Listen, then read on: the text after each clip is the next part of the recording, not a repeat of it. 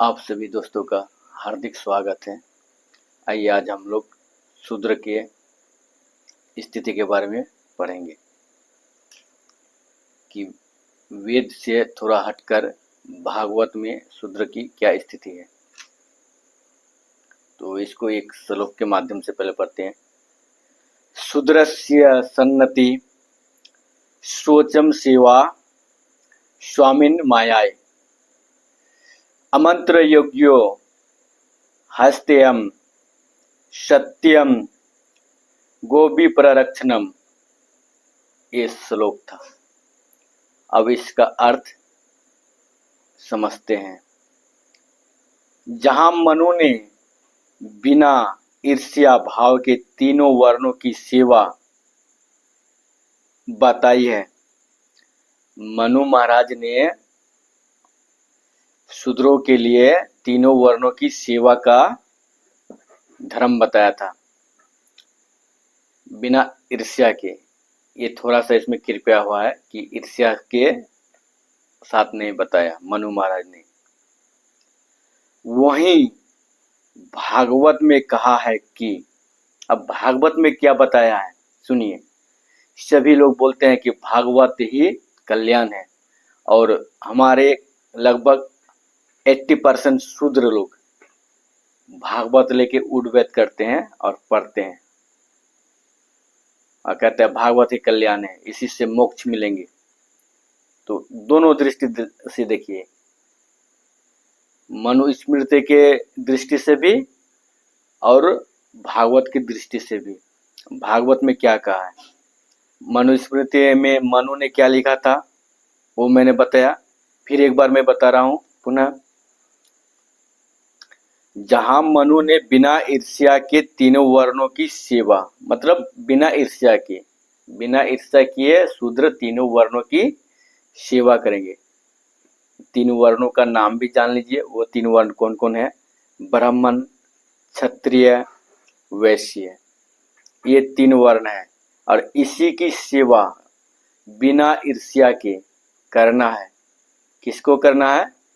शूद्र वर्ण को करना है। यानी शूद्र वर्ण के जितने भी लोग हैं इनके वे सेवा करेंगे। ये मनुस्मृति के अनुसार थे, यानी महाराज मनु के अनुसार। अब भागवत में क्या कहा गया है? नंबर 1 नम्रता, यानी शूद्र तो सेवा करेंगे लेकिन नम्रता के साथ। 2 नंबर स्नान आदि द्वारा शुद्धता, पहला नम्रता के साथ, दूसरा स्नान आदि यानी पूरी तरह साफ सफाई और शुद्धता होने के बाद ही आप उसकी सेवा करेंगे। चाहे खेत में काम करेंगे, चाहे गो चढ़ाएंगे, चाहे उसका लेटरिन ही उठा के आप क्यों न साफ करें, तो आपको पूरा शुद्धता के साथ जाना है। निष्कपट भाव से, नंबर 3 निष्कपट भाव से स्वामी की सेवा। 3 नंबर में क्या है? निष्कपट भाव से स्वामी की सेवा। और स्वामी कौन हुए आपका? ब्राह्मण, क्षत्रिय, वैश्य, ये आपका स्वामी हुए। आप कभी मालिक नहीं है इस व्यवस्था में।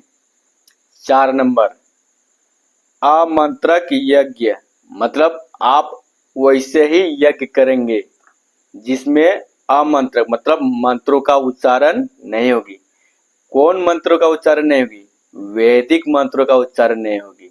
यानी आप पंडित पुरोहित को घर में बुलाएंगे, यज्ञ करवाएंगे, उसको दान दक्षिणा भी देंगे और आप खुश हो जाएंगे कि मैंने यज्ञ किया। लेकिन यहाँ लिखा हुआ है कि आपका जो घर में यज्ञ होगा वो अमंत्रक होगा, मतलब वेद के मंत्र से नहीं होगा। तो पंडित जी आके, पुरोहित जी आके आपके घर में कौन से यज्ञ कर रहे हैं और वो कौन से मंत्र आपको सुना रहे हैं, आप समझ सकते हैं दोस्तों। आप लोग खुद समझदार हैं।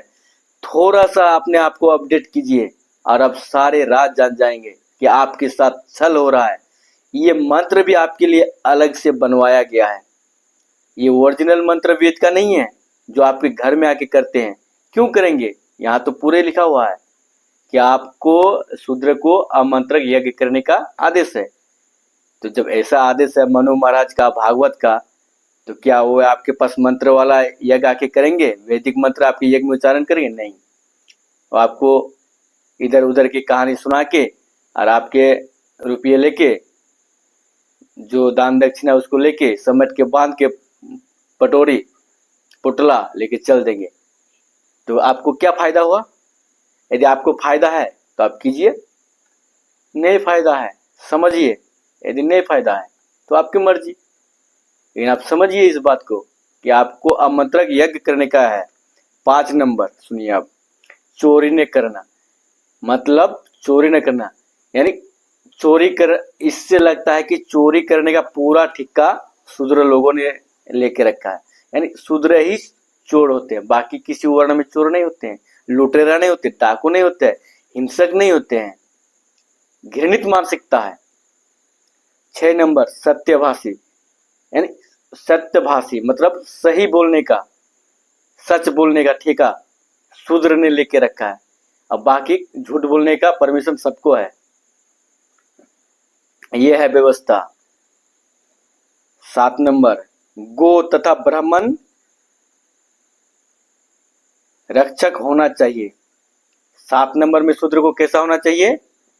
गो यानी गाय का रक्षक, और किसका? ब्राह्मण का। यानी न शूद्र को पढ़ना चाहिए, न लिखना चाहिए, न धन संपत्ति इकट्ठा करना चाहिए, न अच्छी जिंदगी जीना चाहिए। ये सब सारे अधिकार नहीं है। आपको क्या करना चाहिए? गो की रक्षा करना चाहिए, ब्राह्मण की रक्षा करना चाहिए। हम उसका रक्षक है, हम उसका ठेका लेकर रखे हैं रक्षा करने का। ये है व्यवस्था। साथ ही ये 7 पॉइंट था जो मैंने बताया। साथ ही शूद्र को अपने आप को हिंदू समझना चाहिए। साथ ही आप देखिए बात क्या है, साथ ही शूद्र को अपने आप में हिंदू समझना चाहिए, अपने आप को हिंदू समझना चाहिए। इसका मतलब शूद्र लोग हिंदू नहीं है। जो शूद्र वर्ण के है वो हिंदू नहीं है। हिंदू कौन है? वो लोग हैं। इसलिए कहता है कि अपने आप को हिंदू समझना चाहिए। आप हिंदू नहीं है, नहीं समझ सकते हिंदू। आप हिंदू नहीं है तो आप है कौन? यहां भी तर्क की बात है। और जब तक अपने दिमाग के तर्क की बत्ती नहीं जलाएंगे दोस्तों, तो ये आप इस देश में जो राजनीति हो रहा है इसको आप नहीं समझ पाएंगे।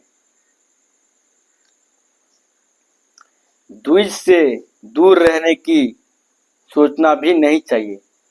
मतलब द्विज, ये द्विज जो है जिसका ब्राह्मण लोग, इससे दूर रहना भी आपको नहीं चाहिए। आप यदि दूर रहेंगे तो इनकी सेवा पानी कौन करेंगे? खातिरदारी कौन करेंगे? तो इसलिए उससे दूर भी नहीं रहना है। ऐसी व्यवस्था है। तो क्या आप लोग इसी व्यवस्था में रहना पसंद करते हैं? ये सोचने की बात है। समीक्षा, मूल भारतीय जो कि हिंदू अनार्य। अब उस श्लोक का समीक्षा देखिए, लेखक जो समीक्षा बता रहे हैं। हिंदू अनार्य हैं, उन्हें प्रताड़ित कर हिंदू बनाओ। यानी मूल भारतीय जो कि हिंदू अनार्य है, उसको प्रताड़ित कर हिंदू बनाओ, क्योंकि वे ऐसे हिंदू नहीं बनने वाले, क्योंकि वे ऐसे हिंदू नहीं बनने वाले। हुआ भी यही है कि आज करोड़ों शूद्र हिंदू कहे जाते हैं। करोड़ों शूद्र हिंदू कहे जाते हैं। इसका मतलब शूद्र हिंदू में नहीं है। ये बात शूद्र को समझना चाहिए। केवल प्रताड़ना के डर से, यानी केवल प्रताड़ना के डर से ही करोड़ों शूद्र हिंदू में हिंदू बोल रहे हैं अपने आप को।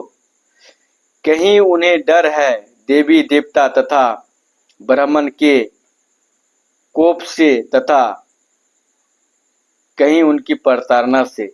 यह चीज का डर उन लोग को सता रहा है।